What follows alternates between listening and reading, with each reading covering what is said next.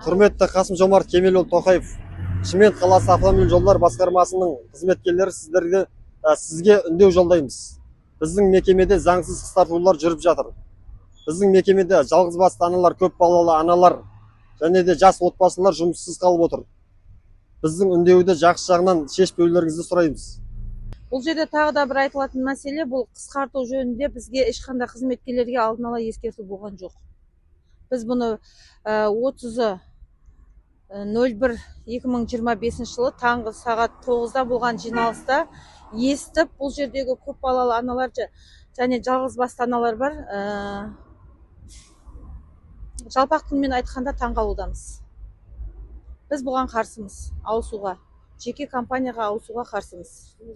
Құрметті Қасым-Жомарт Кемелұлы, сізге біздің өтінішіміз, неліктен біз қысқартуға ілігеміз? Қысқартуға ілігетін болсақ егер, біз кері кетіп жатқан болсақ мақұл, жылына 1 миллиард теңге үнемдеп отырған мекемеміз. Қалай ғана біз бірден қысқартуға кетеміз? Бұл жерде бізде көп балалы аналар бар. Мен өзіме келетін болсам мүгедектігі бар жанмын. Бізге жұмыс орнына предлагать етіп отырғаны жеке компания төлем автобус компаниясына ауысыңдар дейді.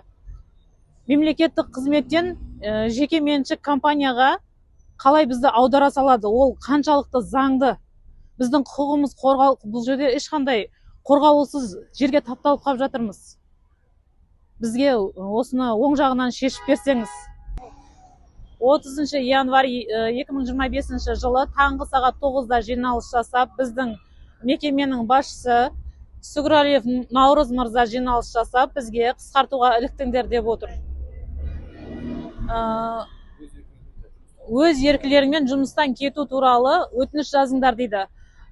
Не үшін десек, әкімнің осындай бұйрығы шықты деп отыр. Бізге ешқандай бұйрықта ешнәрседе көрсетілген жоқ. Бұл қаншалықты заңды екенін соны біле алмай. Бізге басқарма басшысы Ролан мырзаның айтуынша ешқандай қысқарту жоқ дейді. Сүгірәлиев мырза айтады, бізге сіздер қысқартуға іліктіңіздер дейді. Бұл жерде екі ұшты болып тұр. Ортада бір құйтырқы саясат па, өздерінің келісім бір нелері бар ма? Бізге қазіргі таңда 18-ге толмаған 4 баланың анасымын, жалғызбасты анамын.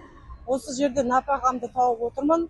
Мен жеке меншік компанияға жұмыс өткім келмейді. Осы мекемеде жұмыс жасағым келеді. Қазір тыңдағандарыңызда менің әріптестерім айтты. Бізде негізі осы 2025 жылы ел басшымыздың жарлығы бойынша жаңағы Қазақстан Республикасы президент әкімшілігіне тапсырма берілген болатын. 2025 жыл, яғни жұмыспен қамту туралы жарлығы берілген, тапсырма берілген.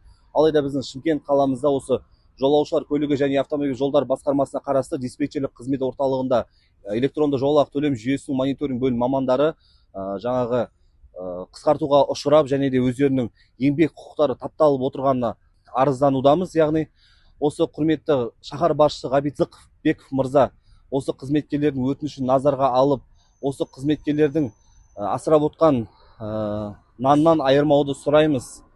Және де құрметті Қазақстан Республикасы еңбек және халықты әлеуметтік қорғау министрлігі осы еңбек кодексінің қаншалықты заң аясында сақталып тұрғанын бізге анықтап, заң аясында шешім шығарып берулеріңізді сұранамыз. Сонымен қатар біздің мекемеде жұмыспен қамту орталығы арқылы жаңа бос жұмыс орындары болады, бірақ ол әрдайым жабық тұрады.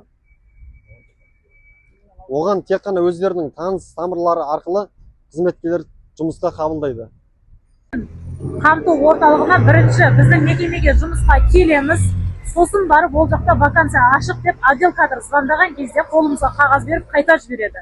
Өздігіңнен жұмысқа барып орналаса алмайсың ол жерге. Біз бәріміз солай келгенбіз ол жерге.